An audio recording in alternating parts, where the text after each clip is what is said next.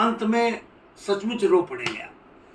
परंतु इस निमिष आज्ञा पालन नितांत असंभव है पूजनीय, बिना पूछे ही कारण स्पष्ट कर देना मेरा दायित्व है। यह किंचित चित्रगुप्त जी अपने बृहद लेखा जोखा ग्रंथ के संकलित पृष्ठ के अधमुड़े भाग का गहन विश्लेषण समयाभाव में कर नहीं पाए हैं। अरे भगवान, जब अर्धांगिनी कहकर बाबा विश्वनाथ को साक्षी बनाकर उसे अंगीकृत किया था, तो भगवान रुद्र, विष्णु पुराण सुनिएगा, तो भगवान रुद्र पार्वती माता ने संयुक्त आशीष दिया था। वरदान स्वरूप उस शिवांगी प्राण प्रिया की जीवंत आंखों के समक्ष मैंने अपने प्राण त्यागने का वचन दिया था उसे।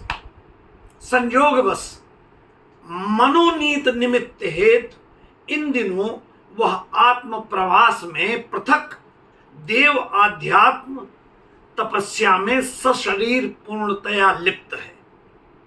अब उसकी अनुपस्थिति में आप चाहें भी तो मेरा प्राण हरण नहीं कर सकते हैं देव।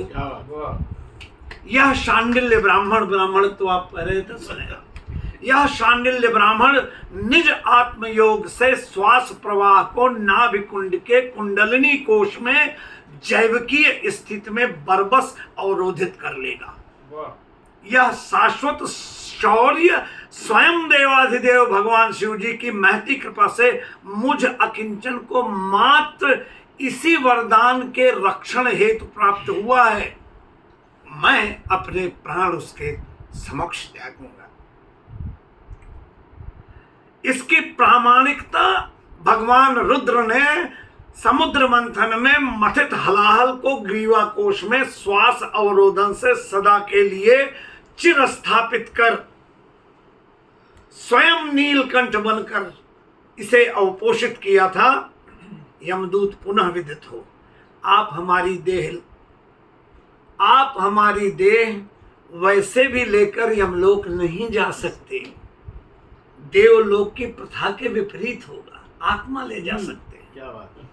सो प्राण हरण आवश्यक होगा तो संभवतः वह आज आपसे ना हो सकेगा। मर्यादा में जकड़े हुए जो हैं आप, यदि सावित्री को उसका सत्यवान यमलोक से पुनः मृत्युलोक में जीवित उतार सकते हैं, तो या तो आप स्वयं जाकर उस निर्लिप्त आराध्या तपस्विनी उपवासिनी को ले आइए, या मुझे उसके समक्ष सशरीर ले जाइए, निर्द्वंद होकर मेरा प्राण हरण करिए।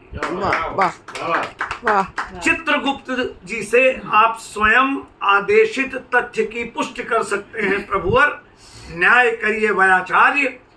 3 लोक के लेखाकार चित्रगुप्त विस्मय से कराह उठे। मुड़े हुए पृष्ठ के कोने पर बाबा विश्वनाथ का वरद आदेश स्पष्ट अलंकृत था। पत्रांक संख्या काल एवं पद्म पुराण उद्धरण के साथ। संभवतः काल परिवर्तन की आधुनिकता में यह गणना की अपरिहार्य चूक उनसे हो गई थी। इसकी नैतिकता को भांप कर यमराज जी मुस्कुराए। यमराज श्री मुस्कुराए, दूसरी बार भैंसे की नाथ को दाहिनी तरफ मोड़ा। यमराज जब प्राण लेते हैं तो हृदय को लेकर बाईं तरफ से निकलते हैं। दूसरी बार दाहिनी ओर मोड़ा और स्वयं आयुष्मान भव का अक्षुण सांकेतिक देव आशीष देते हुए दलबल सहित क्षितिज में समाहित हो गए। मैं निस्तब्ध सा जग कर भोर की सिंदूरी नभनीलिका को निहारते हुए अनायास अनजाने में बुदबुदा उठा है। अरे तुम्हें न छोड़ा भो मलकिन।